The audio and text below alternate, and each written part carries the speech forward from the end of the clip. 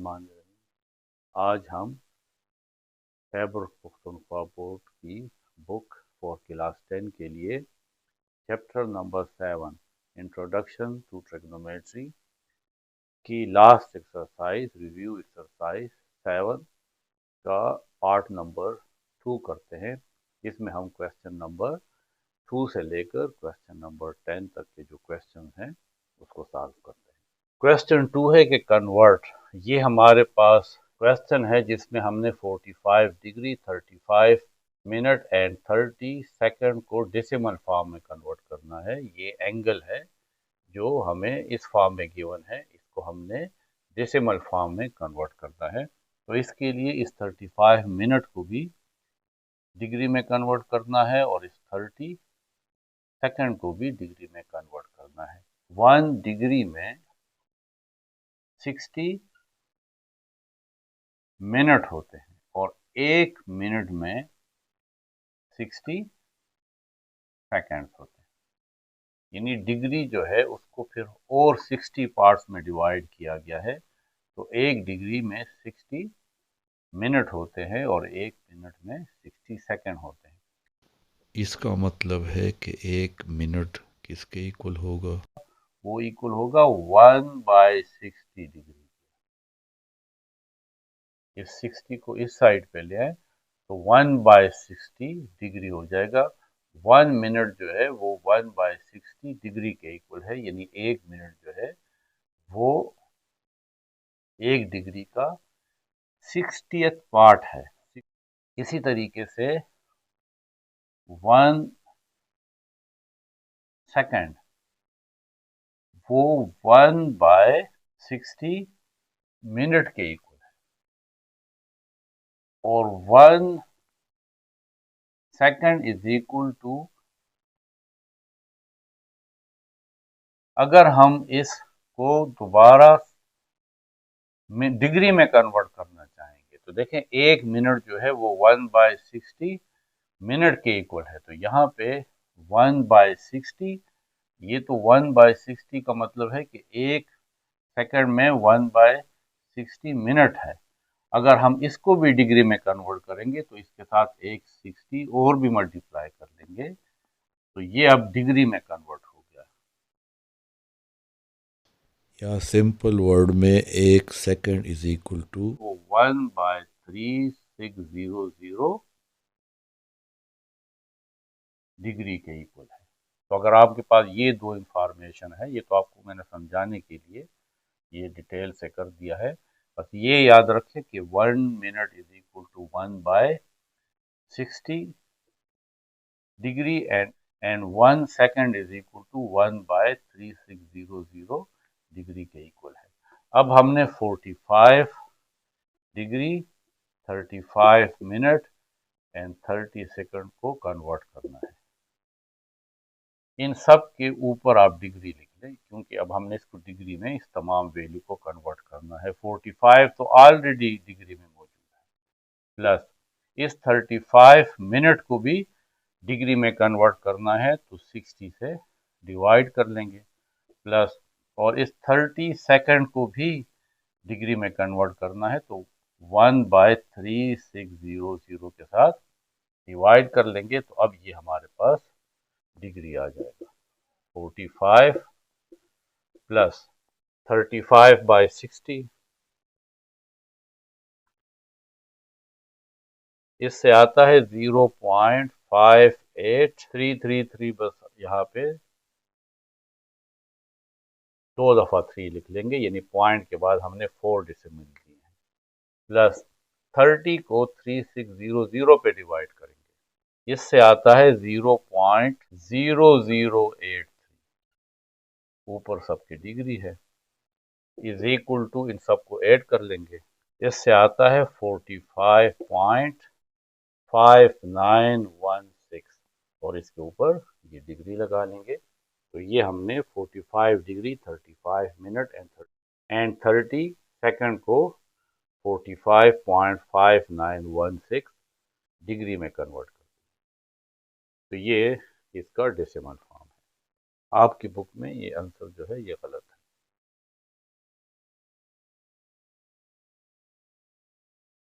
Question 3 में convert करना है 216.67 डिग्री को into degree minute and second में, यानी ये क्वेश्चन नंबर 2 का रिवर्स है। वहाँ पे हमने डेसिमल में कन्वर्ट करना था और यहाँ पे इस डेसिमल को डिग्री मिनट और सेकंड में कन्वर्ट करना है। तो एक डिग्री में 60 मिनट होते हैं और एक मिनट में 60 सेकंड्स होते हैं। अब हमने इसको कन्वर्ट करना है 216.67 डिग्री। देखें 216 तो डिग्री है, अब इस 0.67 को हमने डिग्री से कन्वर्ट करना है मिनट्स में। तो यहाँ पे 216 इसको तो अलग आप लिख लें, यानी इसके साथ डिग्री लिख लें, प्लस 0.67 डिग्री इसको अलग लिख लें। तो 216 डिग्री प्लस इस 0.67 जो है, यानी 0.67 भी आप इसको कह सकते हैं। 0 शुरू में लिखते हैं, यहाँ पे आप 0.67 भी लिख सकते हैं। तो 0.67 को मल्टीप्लाई करते हैं 60 के साथ। अब ये मिनट में कन्वर्ट हो गया। तो 216 डिग्री प्लस, तो 0.67 को जब 60 से मल्टीप्लाई किया तो इससे आया 40.2 मिनट, और इसको इस तरीके से ब्रैकेट में बंद कर लें। तो अब ये देखें 216 डिग्री हो जाएगा प्लस 40 मिनट, ये मिनट में कन्वर्ट हो जाएगा, प्लस अब ये जो 0.2 है, यहाँ पे ये जो 0.2 है, अब आप इसको 0.2 लिख लें, क्योंकि हम पॉइंट के बाद यहाँ इससे पहले 0 लगाते हैं कि इस पॉइंट को शो किया जा सके कि इसमें होल पार्ट नहीं है, तो 0.2 लिख लेंगे। ये भी मिनट है। अब इसको सेकंड में कन्वर्ट करेंगे, तो 216 डिग्री 40 मिनट प्लस 0.2 के साथ फिर 60 मल्टीप्लाई कर लेंगे तो ये हमारे पास सेकंड हो जाएगा। 216 डिग्री प्लस 40 मिनट प्लस इससे आएगा 12 सेकंड।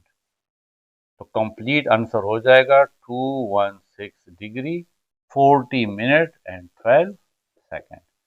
ये 216.67 डिग्री को हमने डिग्री मिनट और सेकंड में कन्वर्ट कर दिया।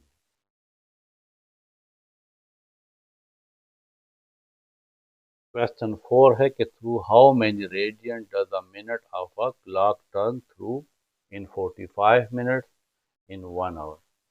ये हमारे पास एक क्लॉक है जिसमें जो मिनट की जो सुई है वो कितना रेडियन बनाएगी जब वो 45 मिनट जो है गुजार चुकी होती है। देखें बाकी यहाँ पे तो आपको पता है कि इसके 3 हैंड्स होते हैं, एक घंटे का होता है, एक मिनट्स का होता है और एक सेकंड का। यहाँ पे फॉर एग्जांपल मिनट का ये हैंड है। अब ये रोटेट करेगा कितना 45 मिनट्स में। देखें यहाँ से लेकर यहाँ तक ये 15 मिनट्स, फिर 3 से लेकर 6 तक ये 15 मिनट्स होते हैं और 6 से लेकर 9 तक ये 15 मिनट्स होते हैं। तो ये हमारे पास 45 मिनट्स आ जाते हैं। तो इस 45 मिनट्स में ये जो हैंड है ये यहाँ पे आ जाएगा। तो ये एंगल कितना है? देखें अगर ये जो मिनट हैंड है ये कंप्लीट साइकिल कवर करे तो कंप्लीट साइकिल 360 डिग्री होता है। एक कंप्लीट रेवोल्यूशन 360 डिग्री का होता है। अगर हम इसका हाफ रेवोल्यूशन देखें यहां से लेकर यहां तक, तो ये हाफ रेवोल्यूशन 180 डिग्री, और फिर ये 1/4 रेवोल्यूशन है। 1/4 इसलिए है कि देखिए ये आपके पास 1/4 ये है, 1/4 ये है, 1/4 ये है, 1/4 ये है।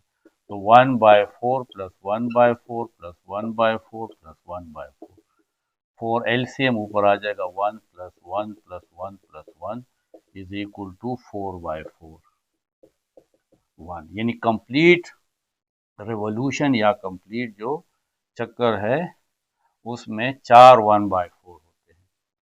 तो यहां से लेकर यहां तक ये हाफ है, हाफ जो है वो 180 डिग्री का होता है। अगर ये हाफ साइकिल या हाफ रेवोल्यूशन कवर करे, ये जो मिनट है, ये जो मिनट हैंड है, तो ये 180 डिग्री होता है। और 1/4 रेवोल्यूशन जो है ये 90 डिग्री है। तो 180 और 90 ये हमारे पास बन जाता है 270 degree.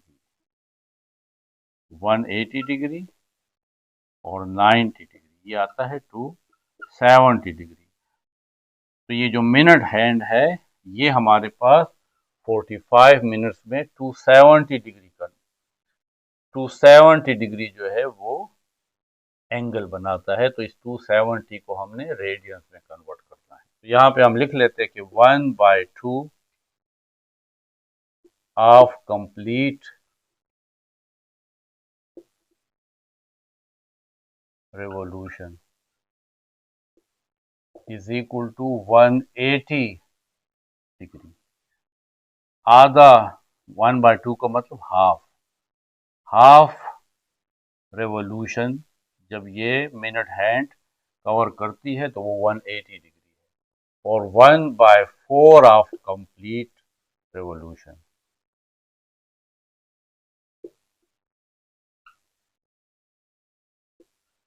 Is equal to 90 degree. और ये 1/4 रेवोल्यूशन है। 1/4 रेवोल्यूशन में एंगल कितना कवर होता है? 90 डिग्री। तो टोटल 1/2 और 1/4 ये आता है 3/4।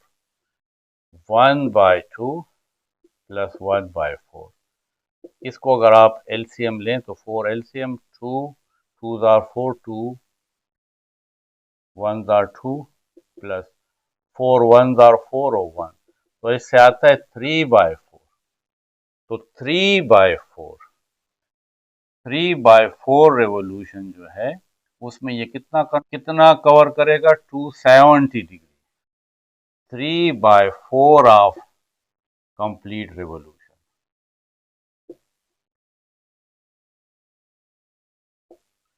इन दोनों को ऐड कर लें तो 270 डिग्री। तो 45 मिनट में मिनट हैंड जो है वो 270 डिग्री एंगल जो है वो कवर करता है। इन ये पार्ट 1 है। इन 45 minutes the minute hand covers 270 degree. इस 270 डिग्री को हम रेडियन में कन्वर्ट करते हैं। ये जो कंप्लीट रेवोल्यूशन है 360, ये 2 पाई रेडियन के इक्वल होता है। 360 degree is equal to 2 pi radian. Radians में 360 डिग्री जो है वो 2 पाई रेडियंस के इक्वल है। ये हम डिस्कस कर चुके हैं इस चैप्टर में। तो 1 डिग्री किसके इक्वल होगा? 2 पाई बाय 360 रेडियन। इसको सिंप्लीफाई कर लेते हैं। 2 1s are 2, 2 1s are 2, 1 carry 16, 2 8s are 16 and 0। तो 1 degree is equal to pi by 180 radian.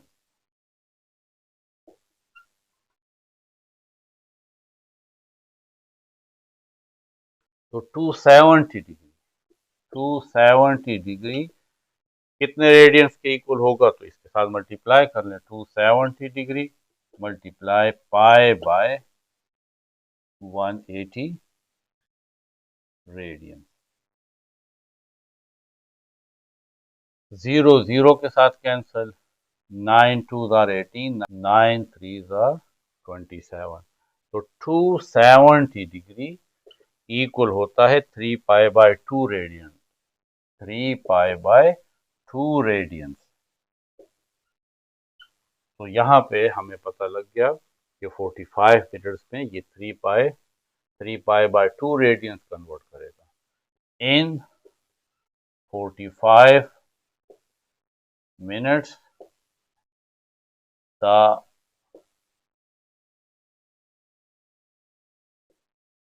minute hand turn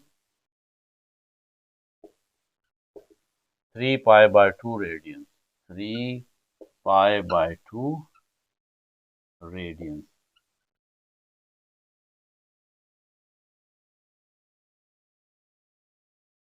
अब दूसरा पार्ट है इन 1 आवर।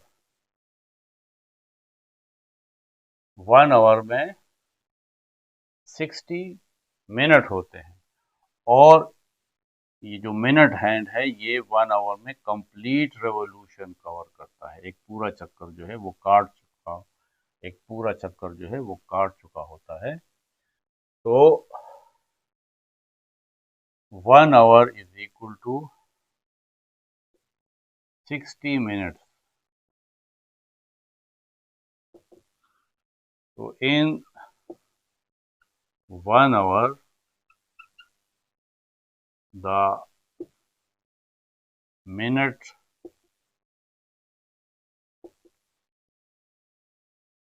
hand turn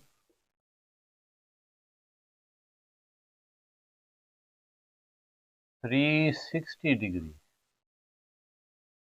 पूरा 360 डिग्री कवर करता है। तो 360 degree is equal to 2π radian. एक कंप्लीट रिवॉल्यूशन जो है वो 2π रेडियंस के इक्वल होता है। तो in 1 hour the minute hand turns 2π radian.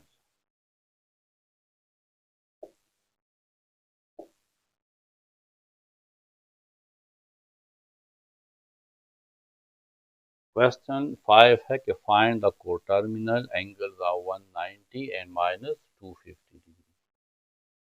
वो एंगल्स जिसका इनिशियल टर्मिनल और फाइनल टर्मिनल एक हो, वो कोटर्मिनल एंगल्स होते हैं।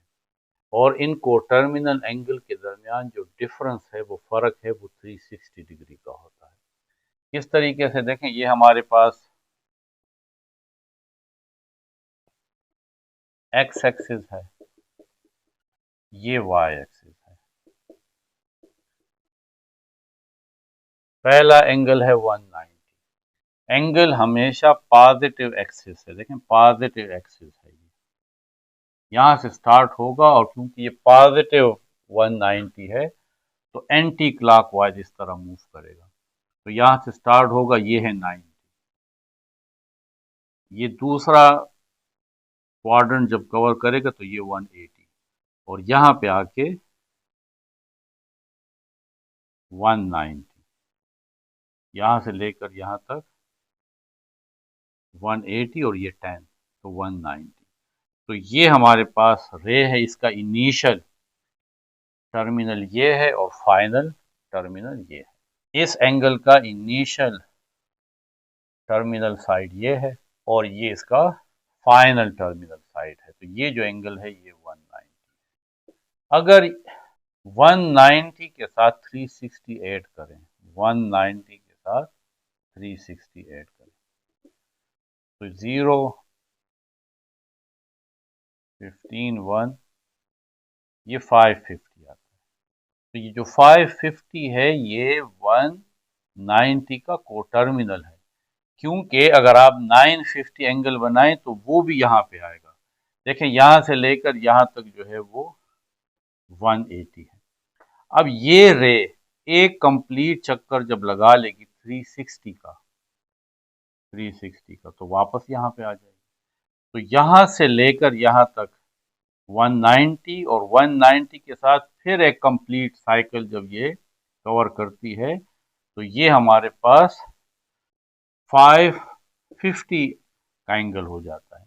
यानी 360 190 के साथ जब हम ऐड करते हैं तो 550 आता है। तो ये जो फाइनल रे है ये वापस उसी रे के ऊपर देखे कोइंसाइड हो जाती है और इसका जो इनिशियल टर्मिनल है वो भी 190 का एंगल का जो इनिशियल टर्मिनल है उसके साथ कोइंसाइड है, यानी मिला हुआ है। तो 190 का को टर्मिनल क्या है 150 है, यानी 190 के साथ 360 ऐड करते हैं तो 190 degree plus 360 degree is equal to 550, ये इसका को टर्मिनल है।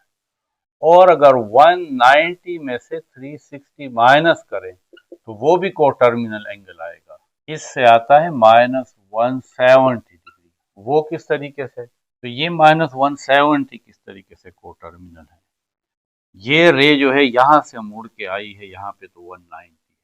अगर ये रे इस तरह टर्न करे और यहाँ पे आए तो ये जो एंगल है ये हमारे पास -170। माइनस का मतलब है कि क्लॉक वाइज टर्न करना। देखें यहाँ से लेकर यहाँ तक ये कितना है, ये क्योंकि क्लॉक वाइज है तो -90 है। ये हमारे पास 10 है तो इसका मतलब है ये हमारे पास, क्योंकि टोटल हमारे पास 90 होता है क्वाड्रेंट, तो इसका मतलब है ये हमारे पास 80 है, यानी -80। तो -90 और -80 इससे आ जाएगा -170। तो अगर ये जो रे है इस तरह टर्न होके क्लॉकवाइज -170 डिग्री पे आ जाए तो ये उसी रे पे होगी। ये रे जब एंटी क्लॉकवाइज 190 आए, या यही रे जब क्लॉकवाइज 170 आए, माइनस का मतलब है क्लॉकवाइज, सिर्फ इस तरीके से। तो दोनों जो रे है, देखिए ये वाली रे -170 पे भी इस जगह पे है और यही वाली रे 190 पे भी इस जगह है। तो -170 और 190 ये को टर्मिनल है। तो हम कह सकते हैं कि therefore 550 and -170 are coterminal angles of 190 degree. Same यही है -250 डिग्री। -250 के साथ अगर 360 ऐड करेंगे तो ये इसका को टर्मिनल होगा। अगर -250 के साथ -360 ऐड करेंगे तो ये भी 250 का को टर्मिनल होगा, जो मैंने आपको समझाया है बिल्कुल इसी तरीके से। तो 360 -250 इससे आता है 110 डिग्री, -250 एंड -360 इससे आता है -610 डिग्री। तो hence 110 and -610 are the coterminal angles of -250।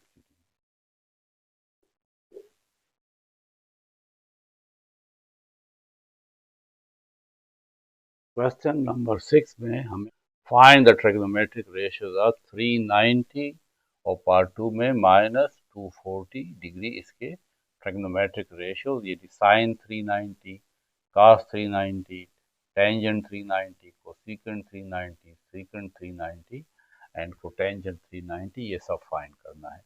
देखें ये हमारे पास कोऑर्डिनेट सिस्टम है, ये एक्स एक्सिस है और ये वाई एक्सिस है। ये दो रे हैं, एक रे ये है और एक इसके ऊपर है। अब ये रे यहां से टर्न करती है और इस तरह मुड़ती है। एक कंप्लीट साइकिल जब ये कवर करती है तो ये 360 और 30 ये हो जाएगा। तो हमारे पास ये टोटल जो एंगल आता है ये 390 डिग्री आता है। अब हमने इसके ट्रिग्नोमेट्रिक रेशियो फाइंड करने हैं। अगर आप देखें तो ये जो रे है, आप इसको ओ ए रे कह लें। ये ओ ए रे जो है ये एक्स एक्सिस के साथ सिर्फ 30 का एंगल बना रही है। ये एक कंप्लीट साइकिल कवर करने के बाद ये कहाँ पे है, ये एक्स एक्सिस से 30 के एंगल पे है। इसका मतलब है कि 390 और 30 के जो ट्रिग्नोमेट्रिक रेशियो होंगे वो सेम होगी, क्योंकि ट्रिग्नोमेट्रिक रेशियो तो डिपेंड करता है y के ऊपर और x के ऊपर, और ये उसका लेंथ है, यानी ओ ए ये आर है, इन चीजों पर डिपेंड करता है। तो ये रे चाहे एक चक्कर काटने के बाद भी यहाँ पे आई है, लेकिन रेशो इसकी वही होगी, यानी यानी बेस और परपेंडिकुलर के दरमियान रेशो, बेस और हाइपोटेन्यूज के दरमियान रेशो, परपेंडिकुलर और हाइपोटेन्यूज के दरमियान जो रेशो है वो सेम ही रहेगा। यानी इसमें और इसमें, इन दो साइड्स के लेंथ में कितना फर्क है जब एंगल 30 होता है, तो इसी को रेशो कहते हैं। तो यहाँ पे हम 30 के सिर्फ ट्रिग्नोमेट्रिक रेशियो फाइंड करेंगे, वो 390 के भी होंगे। आप कैलकुलेटर से भी देख लें, साइन 30 और साइन 390 देख लें, उसकी एक वैल्यू होगी। कास 30 और कास 390 इसकी भी एक वैल्यू होगी। आप तमाम ट्रिग्नोमेट्रिक रेशियोज को 30 के लिए और 390 के लिए देख लें तो आपको एक ही वैल्यू मिलेगी। इसका मतलब है कि 30 और 390 के ट्रिग्नोमेट्रिक रेशियो सेम है। यहाँ पे ये जो 390 है ये है 360 plus 30 degree after one complete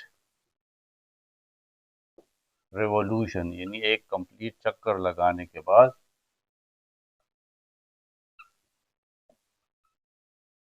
the final रे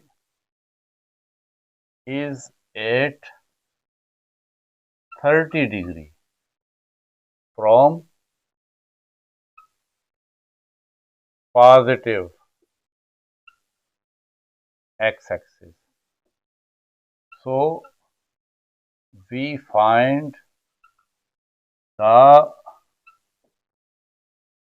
trigonometric ratios of 30 degree, which will be equal to trigonometric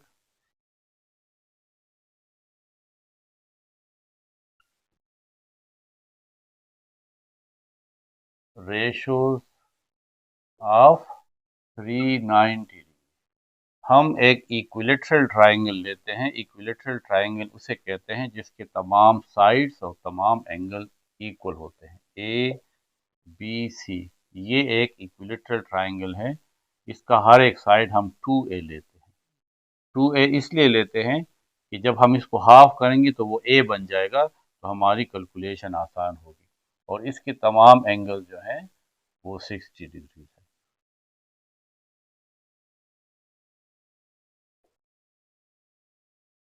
तो हम लिख लेते हैं कि triangle ABC is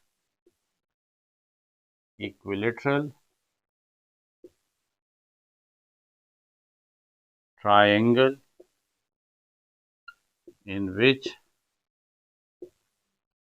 all sides are equal to 2a, यानी AB measurement of AB, measurement of BC और measurement of AC, ये तमाम 2a के इक्वल है। अब यहाँ एंगल A का हम बाइसेक्टर ड्रा करते हैं। Draw bisector of angle A and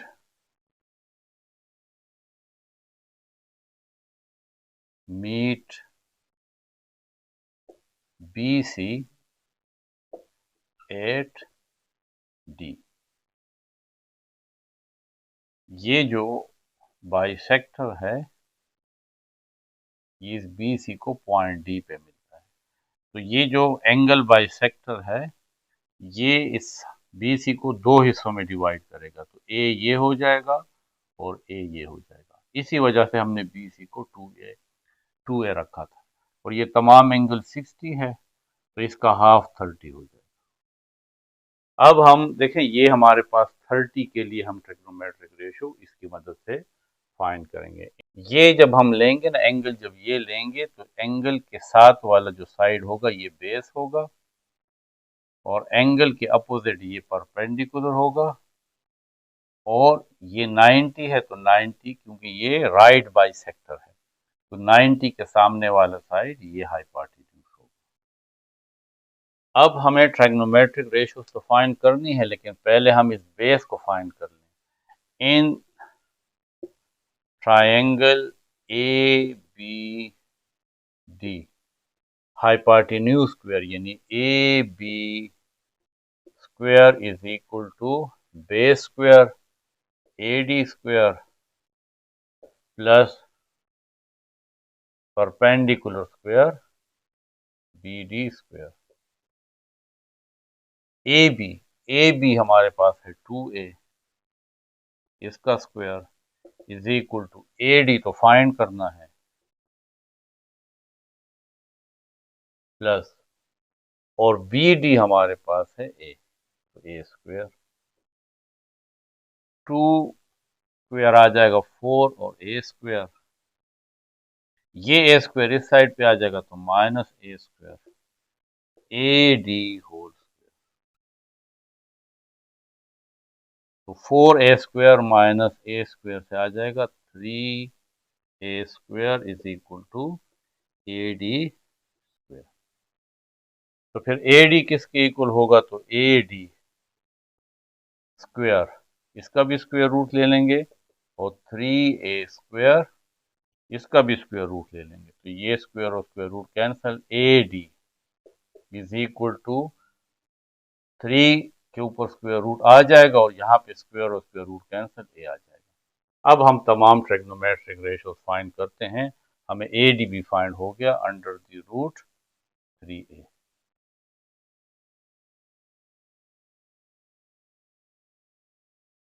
तो साइन 390 डिग्री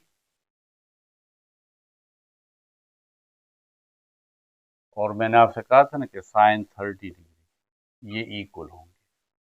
तो अब हमारे पास साइन 30, अब यहाँ पे ये 30 का एंगल होगा तो ये आपके पास परपेंडिकुलर है, ये बेस है और ये हाइपोटेन्यूज है। साइन 30 होता है परपेंडिकुलर बाय हाइपोटेन्यूज। परपेंडिकुलर है A, हाइपोटेन्यूज है 2A, तो ये कैंसल, इससे आ जाएगा 1/2। साइन का रेसिप्रोकल है कोसेकेंट, तो कोसेकेंट 390 डिग्री तो वो होगा कोसेकेंट 30 डिग्री, और कोसेकेंट होता है हाइपोटेन्यूज बाय परपेंडिकुलर। तो हाइपोटेन्यूज 2A है और परपेंडिकुलर A है तो ये कैंसल, तो 2 के इक्वल होगा। अब है cos 390, तो वो होगा cos 30 डिग्री के इक्वल होगा। cos होता है बेस बाय हाइपोटेन्यूज, तो बेस है अंडर द रूट 3A और हाइपोटेन्यूज है 2A, तो ये और ये कैंसल, तो इससे आ जाएगा अंडर द रूट 3/2। cos का रेसिप्रोकल है सीकेंड, सीकेंड 390 वो होगा सीकेंड 30 डिग्री के। तो सीकेंड है हाइपोटेन्यूज बाय बेस, कास का रेसिप्रोकल है, ये ऊपर आ जाएगा और ये नीचे। तो ये है 2a हाइपोटेन्यूज और बेस है अंडर द रूट 3a। तो ये a और ये cancel, 2 by under the root 3। फिर है टेंजेंट, टेंजेंट 390 डिग्री, वो होगा टेंजेंट 30 डिग्री। टेंजेंट है पर परपेंडिकुलर बाय बेस, परपेंडिकुलर है a और बेस है अंडर द रूट 3a। तो ये a और cancel, 1 by under the root. Last है कोटेंजेंट 390, वो होगा कोटेंजेंट 30 डिग्री। कोटेंजेंट होता है बेस बाय परपेंडिकुलर, परपेंडिकुलर नीचे आ जाएगा, बेस ऊपर। बेस है अंडर द रूट 3a और परपेंडिकुलर है a, तो ये कैंसल अंडर द रूट 3। तो ये हमारे पास 6 ट्रिग्नोमेट्रिक रेशियोज है एंगल 390। अब सेकंड पार्ट में ट्रिग्नोमेट्रिक रेशियोज ऑफ -240 जो है वो फाइंड करने हैं। देखिए -240 का मतलब है कि जो फाइनल रे है, ये 2 रेस है, इस तरह टर्न करेगी क्लॉकवाइज, इस साइड पे जाएगी।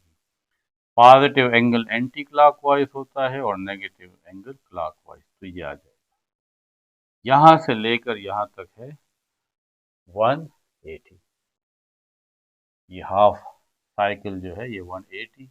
इसके बाद 60 और आ जाए,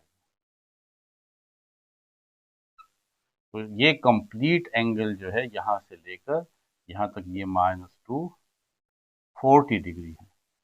लेकिन अगर आप इसको यहां से मेजर करें, तो क्योंकि कंप्लीट साइकिल जो है वो तो 360 होता है, तो यहां से यहां तक ये आपके पास 120 आ जाएगा। 120 और 240 ये 360 होता है। और अगर आप इसी रे को यहां से मेजर करें, तो फिर ये 60 के इक्वल है।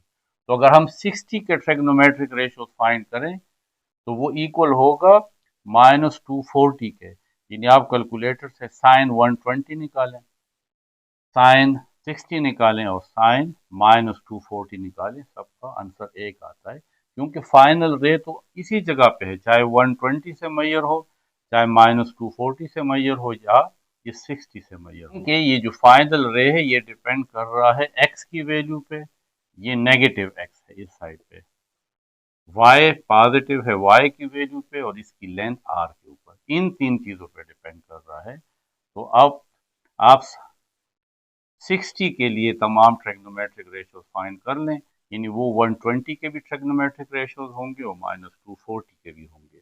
तो 60 के फाइंड करने के लिए ये आपके पास एक, उसी तरीके से हम एक इक्विलेटरल ट्रायंगल ले लेंगे।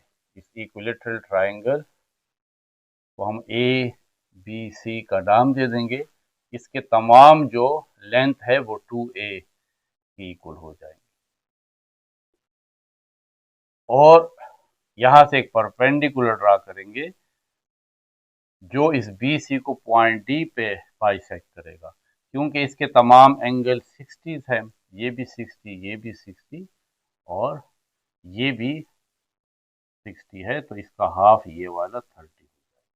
अब हमने इस 60 के लिए फाइंड करना है। देखें ये टोटल लेंथ जो है 2a है, तो इसका मतलब है कि ये जो बी डी है ये a हो जाएगा और ये भी a हो जाएगा। ये अभी हमने फाइंड किया है कि ये हमारे पास बाय पाइथागोरस थ्योरम ये अंडर द रूट 3a के इक्वल है। ये मैं दोबारा फाइंड नहीं करूंगा, ये पार्ट 1 में मैंने फाइंड किया था, ये सब कुछ हमने लिखा था। अब हम इस 60 के लिए तमाम ट्रिग्नोमेट्रिक रेशियोज फाइंड करते हैं। तो क्योंकि 60 यहाँ पे है, तो 60 के एडजेसेंट ये बेस है, और इस एंगल के सामने ये परपेंडिकुलर है और ये 90 है, 90 के सामने ये hypotenuse. From the figure it is clear that trigonometric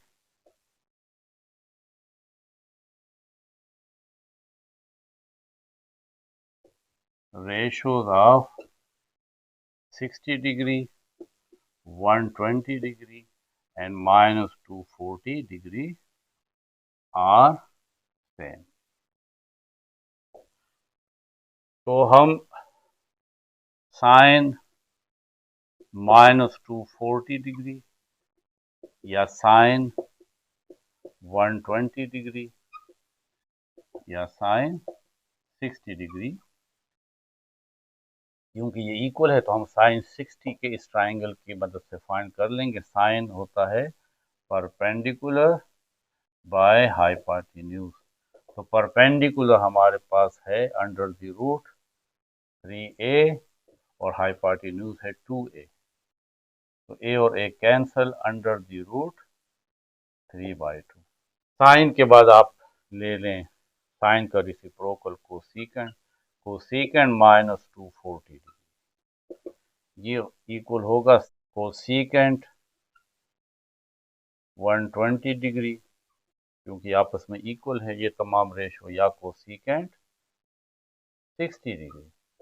तो कोसेकेंट साइन का रेसिप्रोकल है, यानी हाइपोटेन्यूज ऊपर आ जाएगा और परपेंडिकुलर नीचे।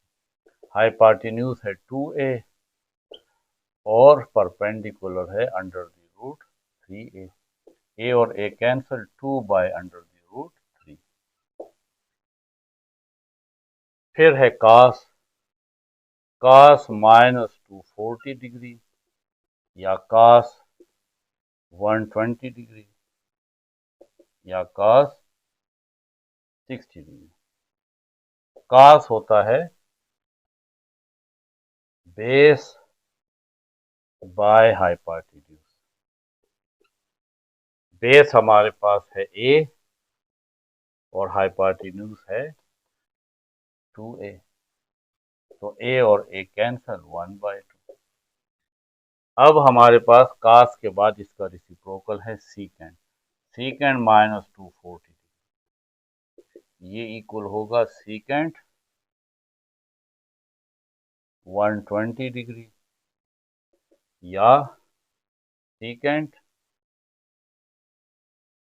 60 डिग्री।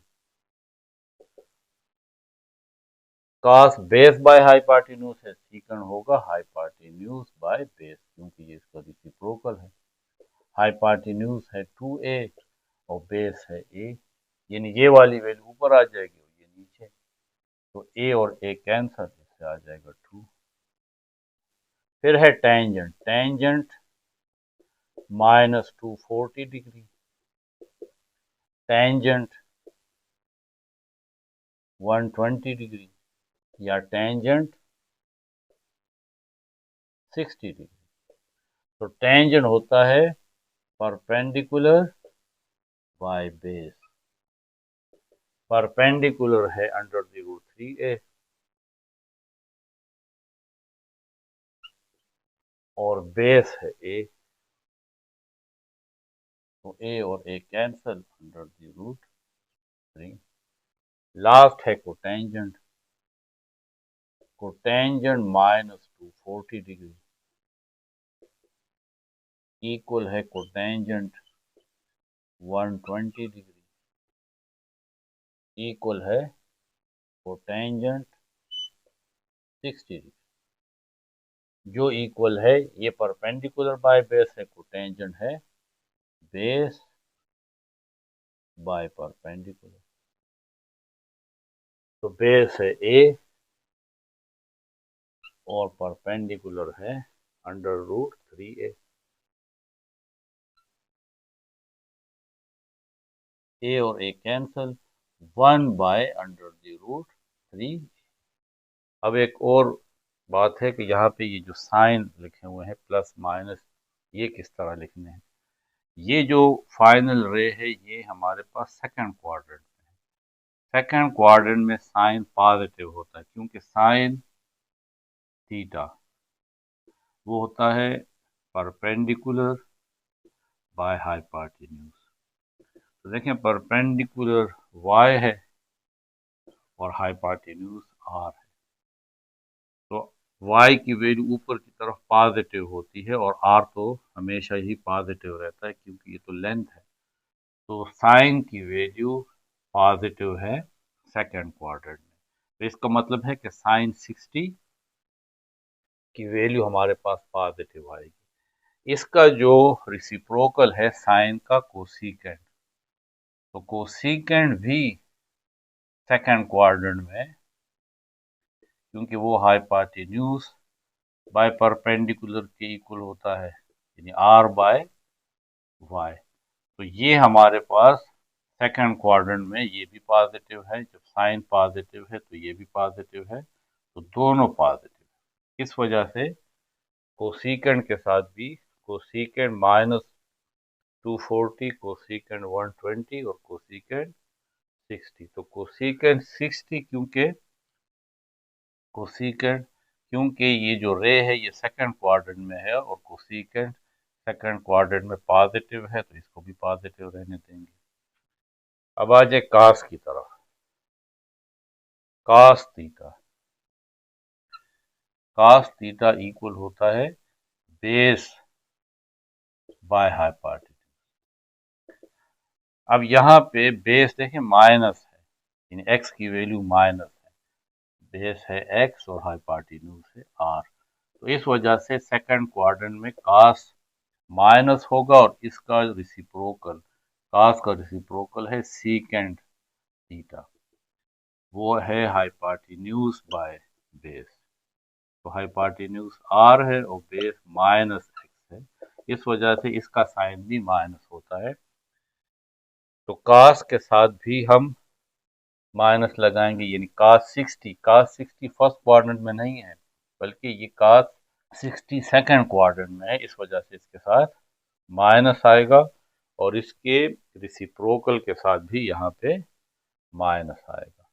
तो इस वजह से यहाँ पे हम ये माइनस लिखते हैं। Tangent, tangent theta, tangent theta हमारे पास है परपेंडिकुलर बाय बेस। परपेंडिकुलर है y और बेस है माइनस एक्स, लेफ्ट साइड पे है। तो सेकंड क्वाड्रेंट में टेंजेंट भी नेगेटिव है और इसका जो रिसिप्रोकल है कोटेंजेंट थीटा वो होता है बेस बाय परपेंडिकुलर। तो बेस है माइनस एक्स और परपेंडिकुलर y, तो प्लस माइनस माइनस। तो इस वजह से यहाँ पे टेंजेंट के साथ भी माइनस आएगा और कोटेंजेंट के साथ भी माइनस आएगा। तो इस वजह से हम ये माइनस के साइन भी लगाते हैं। तो अब ये हमारे पास तमाम ट्रिग्नोमेट्रिक रेशोज हैं। साइन -240, कोसेकेंड -240, कास -240, सेकेंड -240, टेंजेंट -240 और cotangent -240।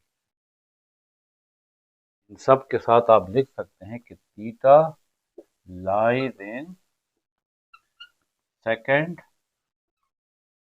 quadrant. That is why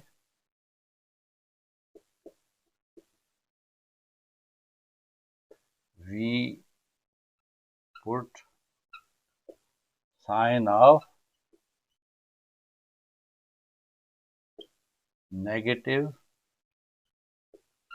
and positive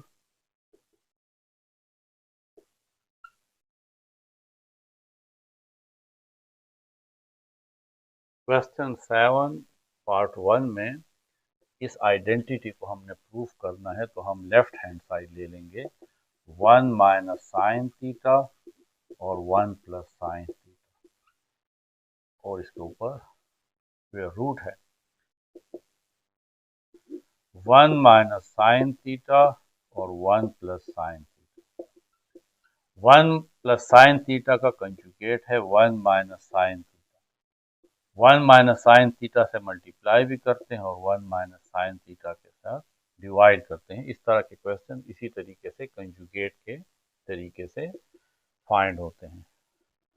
1 minus sine theta, 1 minus sine theta, 1 minus sine theta square divided by a plus B और a minus B, a square minus B square यानी 1 square of sine theta square is equal to 1 minus sine theta whole square divided by 1 square 1 minus sine square theta. ये square जब आएगा तो sign के ऊपर आता है, ये थीटा के ऊपर नहीं आएगा, यानी साइन स्क्वायर थीटा और इसके ऊपर स्क्वायर रूट है। 1 minus sine theta whole square, इसके ऊपर अपना स्क्वायर रूट डाल लें और 1 माइनस साइन स्क्वायर थीटा इसके ऊपर अपना स्क्वायर रूट डाल लें। ये स्क्वायर रूट और स्क्वायर कैंसिल आ जाएगा 1 minus sine theta divided by square root 1 minus sine square theta किसके इक्वल होता है? हमारे पास आइडेंटिटी है sine square theta plus cos square theta is equal to 1। Cos square theta is equal to 1 minus sine square theta. तो 1 minus sine square theta की जगह हम कॉस स्क्वायर थीटा लिख सकते हैं। ये स्क्वायर और स्क्वायर रूट भी कैंसिल आ जाएगा 1 minus sine theta divided bye cos theta. 1 के नीचे कॉस थीटा अलग लिख लें क्योंकि ये दोनों के नीचे है और sine theta bye cos theta. 1 by cos theta secant theta के इक्वल होता है। साइन सीकेंड और कॉस एक दूसरे के रेसिप्रोकल है, ये हमने पढ़ा हुआ है कि cos theta 1 by secant theta के इक्वल होता है और secant theta 1 by cos theta के इक्वल होता है। तो इस वजह से 1 बाय कॉस को हम सीकेंड थीटा लिख सकते हैं minus sine theta bye cos theta. ये भी हमारे पास रेशो है और ये किसके इक्वल है? ये हमारे पास टेंजेंट थीटा के इक्वल है। ये सब कुछ हम पढ़ चुके हैं। तो ये है राइट हैंड साइड। तो therefore left hand side is equal to right hand side या under root 1 minus sine theta by 1 plus sine theta is equal to secant theta minus tangent theta.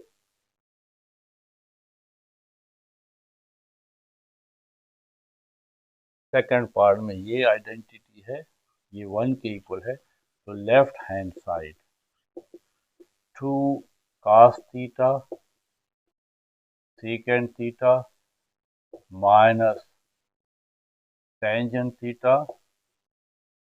और cotangent theta. 2 cos theta secant theta reciprocal है cos का, यानी secant theta equal होता है 1 by cos theta minus tangent theta sine theta by cos theta है और cotangent tangent का reciprocal है, यानी कोटेंजेंट थीटा होता है cos theta by sine theta.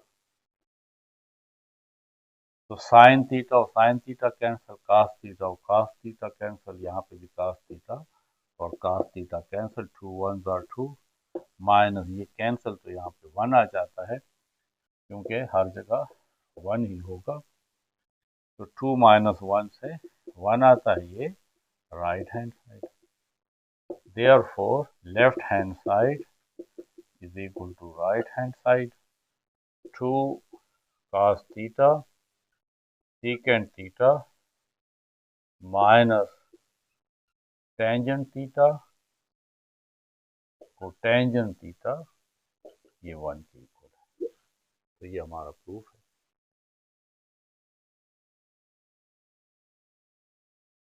Question 8 है कि if secant theta is equal to 2 and theta does not lie in the first quadrant, find the remaining trigonometric ratios.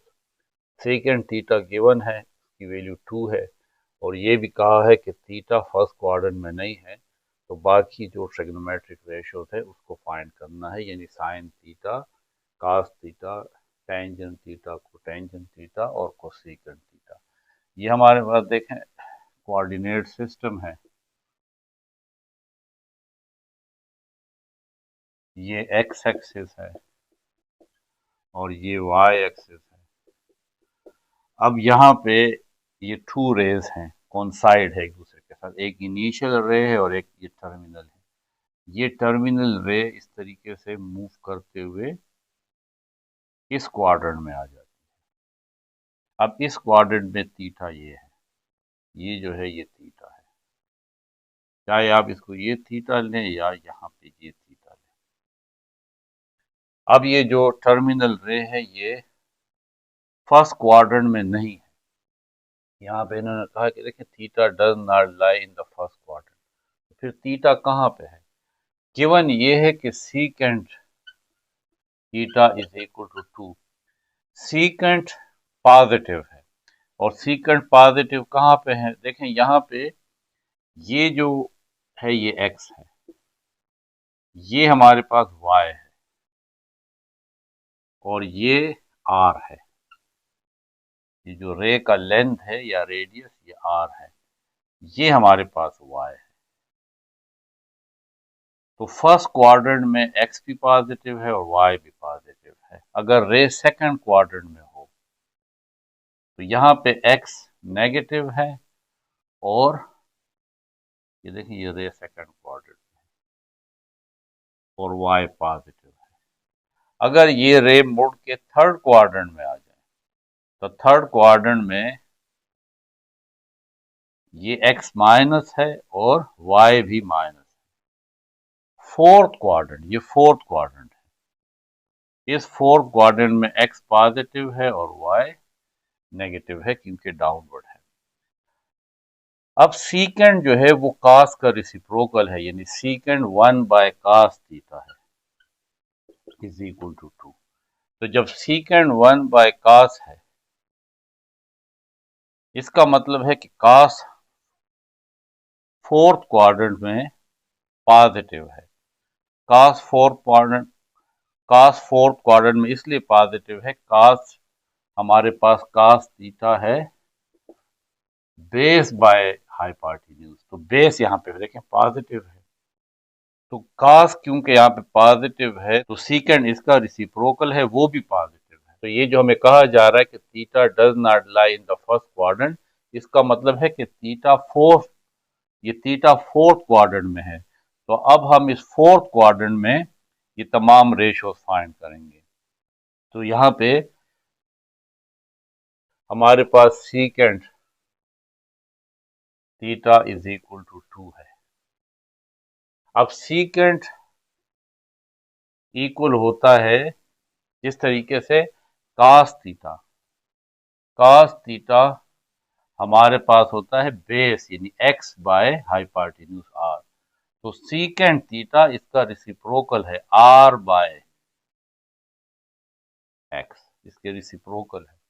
तो क्योंकि यहाँ पे सीकेंड थीटा 2 गिवन है तो यहाँ पे सीकेंड थीटा तो है r बाय x, तो 2 के नीचे आप 1 कंसिडर कर लें। इसका मतलब है कि यहाँ पे r की वैल्यू 2 है और x की वैल्यू 1 है। तो फिर y की वैल्यू क्या होगी? बाय पैथागोरस थ्योरम ये है कि hypotenuse square is equal to x square यानी base square plus perpendicular square, तो r square is equal to x square plus y square. क्योंकि हमें y फाइंड करना है तो y को यहीं पे रहने दे, y स्क्वायर को यहाँ पे आ जाएगा R square minus X square को इस साइड पे ले आए, या Y square is equal to R square minus X square, Y square is equal to R हमारे पास है 2, तो 2 स्क्वायर माइनस एक्स की वैल्यू है 1, तो 1 square, Y square is equal to 2 square 4, 1 square 1, Y square is equal to 3। तो फिर y किसके इक्वल होगा?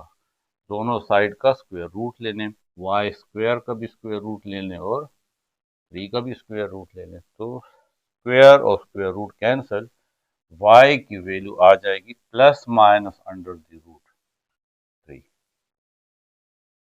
तो y की वैल्यू है plus minus under the root 3। लेकिन क्योंकि देखिए फोर्थ क्वाड्रेंट में y नेगेटिव है, तो आप कहोगे कि y को हम माइनस लेंगे, माइनस अंडर द रूट 3, क्योंकि theta in fourth quadrant.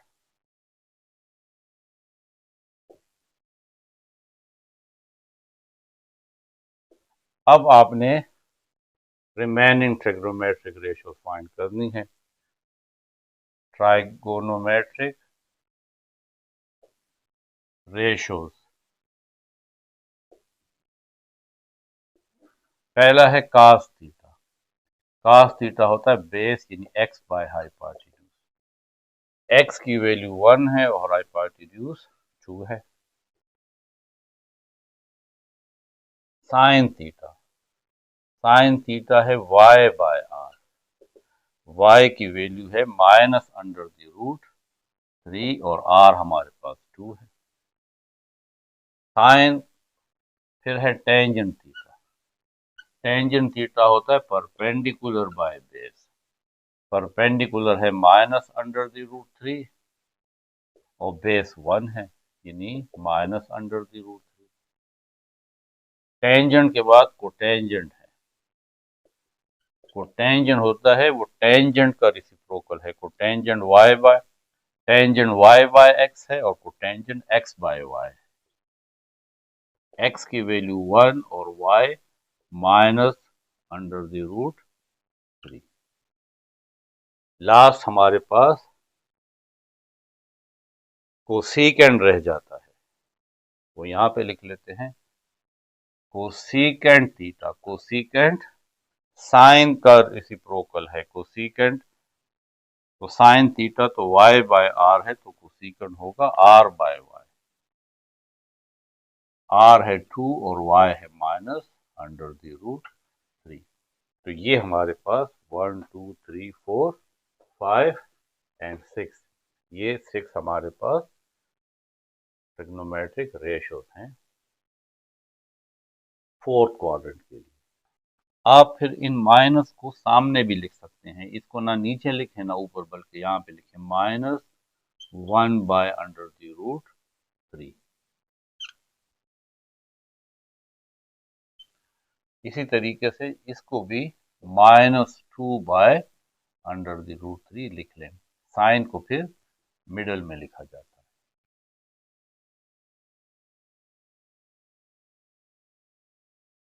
Question 9 है कि refer to the diagram, show what is the height of the building.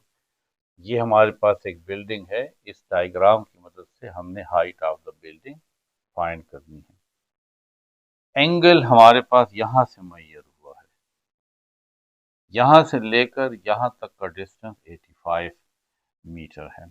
ये इसके साथ इजाफी हाइट है 1.6 मीटर, क्योंकि हमारे पास पॉइंट ऑफ एलिवेशन एंगल का वो ये है, यानी यहां से हम देख रहे हैं। तो हमारे पास ये ट्राइंगल बनता है। हम इस ट्राइंगल की मदद से ये वाली हाइट फाइंड कर लेंगे और फिर इसके साथ ये ऐड कर देंगे। तो अगर आप इसको एक ट्राइंगल समझ लें, ए बी एंड सी, इस ट्राइंगल में we give name to triangle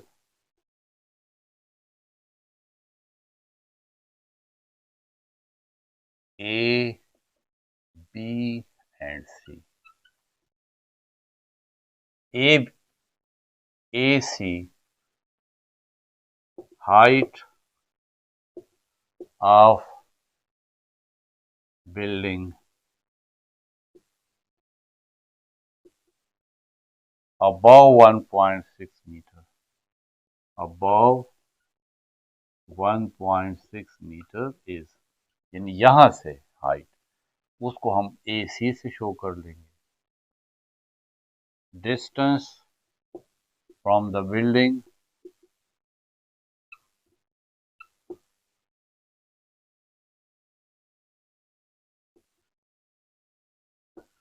to point B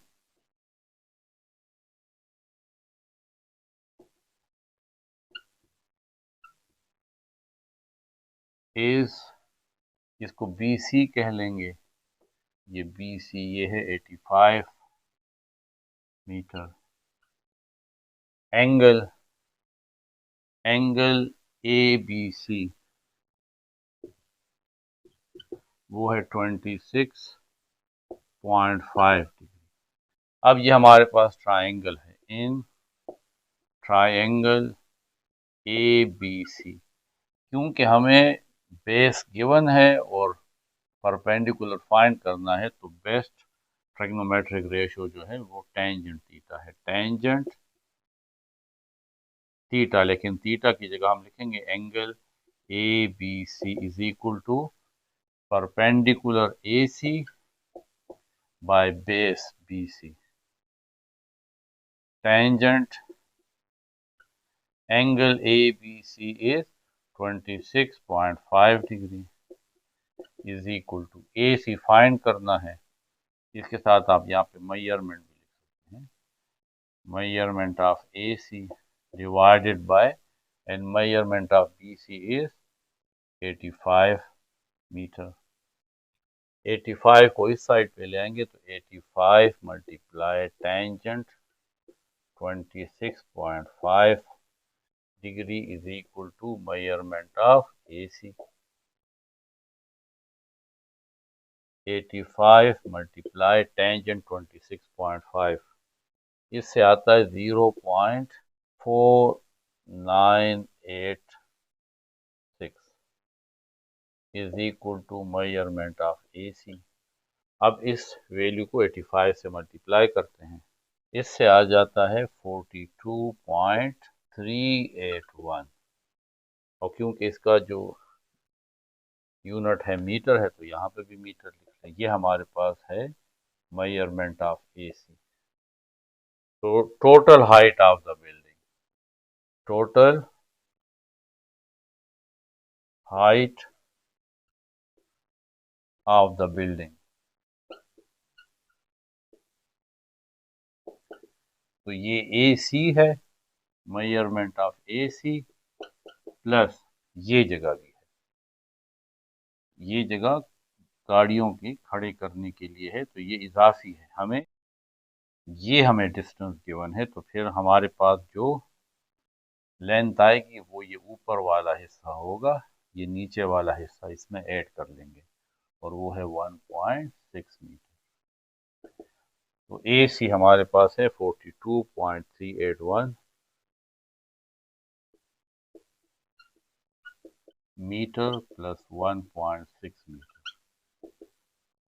43.981 metre, जिसको हम अप्रोक्सीमेटली 44 मीटर लिख सकते हैं।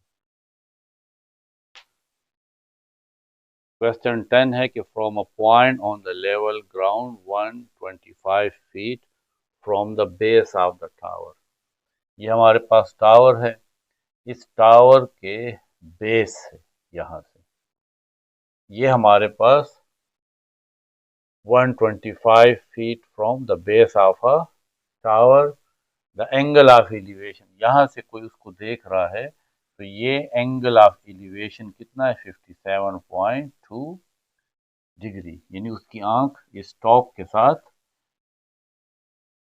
57.2 डिग्री का एंगल बना रही है। approximate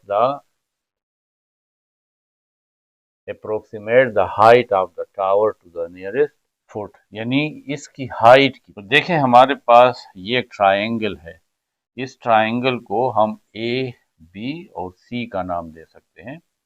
ये इसका यहाँ से डिस्टेंस है, फीट का मतलब है बेस ऑफ द टावर, ये है, तो यहाँ से ये है। तो अगर आप यहाँ पे एक परपेंडिकुलर ड्रा कर लें, ये परपेंडिकुलर, तो हमें ये हाइट फाइंड करनी है, हाइट हमेशा परपेंडिकुलर डिस्टेंस है, तो देखें, अगर आप इसको इस तरीके से देखें, ये टावर की हाइट है, ये बेस ऑफ द टावर से यहाँ तक का डिस्टेंस 125 फीट है, और ये हमारे पास लाइन ऑफ साइट है, यानी यहाँ से आंख जो है उसको देख रही है किस एंगल के साथ, थीटा हमारे पास है 57.2। आप इसको एक ट्राइंगल कह लें ए बी सी, इसमें ये हाइट h फाइंड करना है और ये डिस्टेंस बी सी जो है 125 फीट है। तो हमें परपेंडिकुलर फाइंड करना है और बेस गिवन है height of tower is equal to, उसको हम h से शो कर लेंगे और वो ए सी के इक्वल है, वो फाइंड करना है। Distance from base of a tower, base of the tower to point of observation, जहां से हम देख रहे हैं, वो है बी सी, और बी सी है 125 फीट।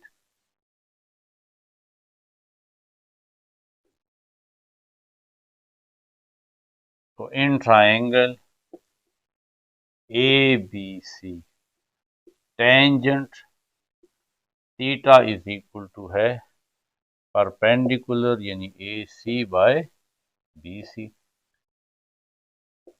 इसके साथ आप मेजरमेंट भी लिख लें, यानी ये पैमाइश है, हम लेंथ इसकी लिखेंगे। तो tangent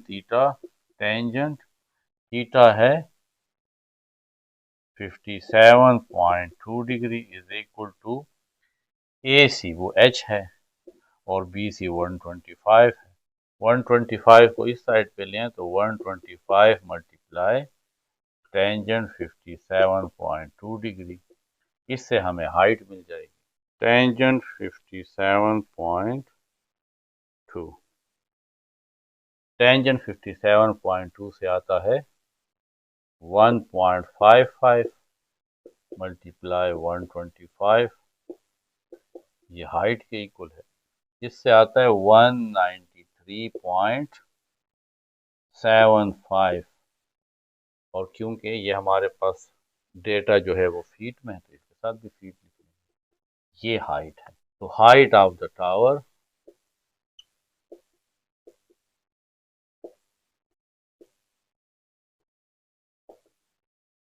h is equal to, approximate कर लें, 193.75 है, तो आप इसको 194 फीट लिख लें अप्रोक्सीमेट।